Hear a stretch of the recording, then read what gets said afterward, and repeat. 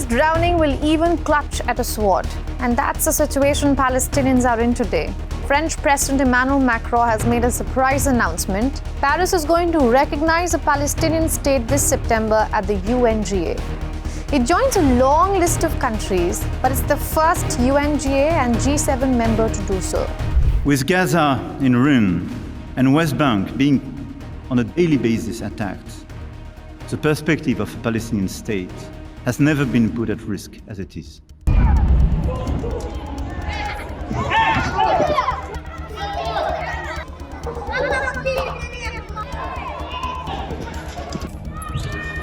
Situation on the ground in Gaza is intolerable on so many levels, and we make that absolutely clear in all of our exchanges with Israel.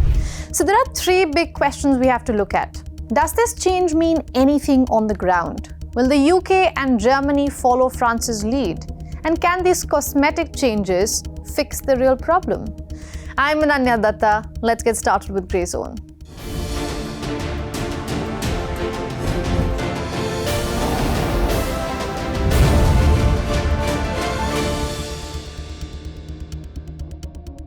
It was in 1988 when the Palestine Liberation Organization officially declared the State of Palestine within the borders. Instantly, 82 countries recognized the state. And over the next 40-odd years, more and more countries joined the list. Be that after the 1993 Oslo Accord, then the Fatah in 2000 and the ICC recognizing Palestine as a party. In the course of the current war that started on October 8, 2023, 7 more countries have recognized Palestine. So why is France's decision to do the same making news? Well, it's to do with timing.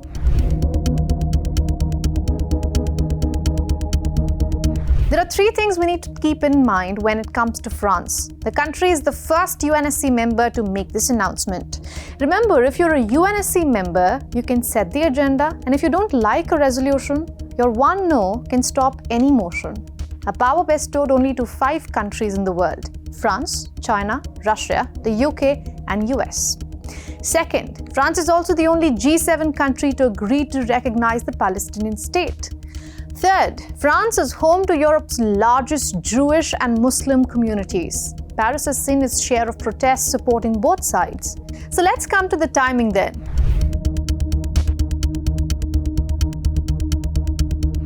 Frustration over the ground reality in Gaza has been gaining momentum in the last few weeks. Many of the European leaders have been forced to face the music because their capitals are echoing with protests. We are here today because we want to make it clear that we, as citizens of Europe and as people from Palestine, do not accept being made complicit by the Belgian state and the EU in this genocide.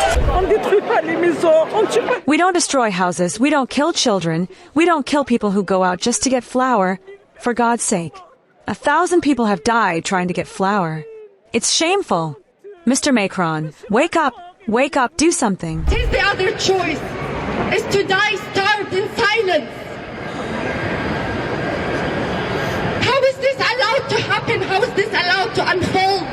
These are clear pressure points. Call it a moral compass, coalition politics, or elections approaching. The war in Gaza is reshaping national headlines.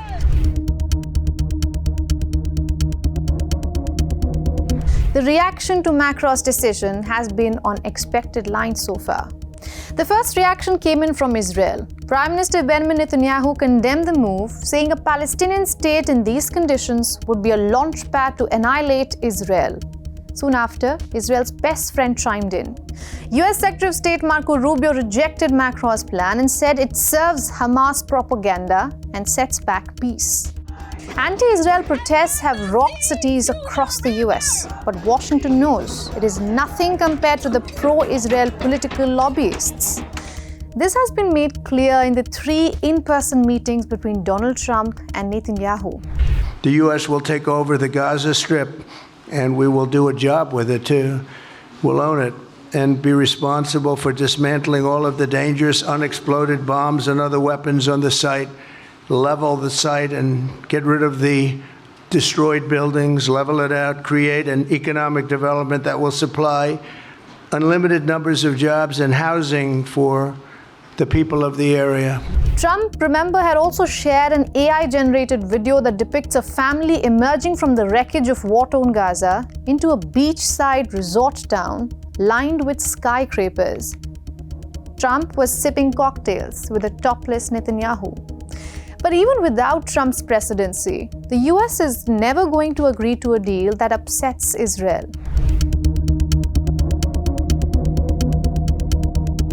Let's understand the ground impact of recognizing the Palestinian state. The problem is that recognizing a Palestinian state is largely a symbolic gesture, and it does not address the fundamental questions. What should the borders be? Where should the capital be located? What should both sides do first to make it happen? Now, these are difficult questions that have not been agreed or even answered. And we don't even have to go too far to understand that most of these countries don't walk the talk. So far, the US is the biggest arms supplier to Israel, both since the October 7, 2023 attacks and also historically. But there are others too, like Germany, Italy, the UK, and France. Paris sends bombs, grenades, torpedoes, mines, missiles, and other munitions of war. You see the hypocrisy? With Macron's new statement, eyes will now likely turn to the UK, perhaps Germany too, who are set to meet today. And Israel won't be happy with that. I could never understand how this simple truth evades the leaders of France, Britain, Canada, and others. They're now proposing to establish a Palestinian state and reward these murderers with the ultimate prize. Well, for 18 years, we had a de facto Palestinian state. It's called Gaza. And what did we get? Peace? See, recognition is a headline, statehood is a process, and between those two lies a battleground of what's cosmetic and what's real. Interestingly, many French people don't even want their country to recognize Palestine. It won't be the first time Macron is swimming against the public tide. But it really makes you question, if the decision isn't good for Macron or the Palestinians, who is it serving? Let me go back to the proverb I started this episode with. He who is drowning will even clutch at a sword. The sword today is the illusion of statehood. The West has been dangling it for quite some time, all while Netanyahu rejects the two-state solution with one hand and holds Western weapons with the other. I'm Ananya Datta, you've been watching Grey Zone.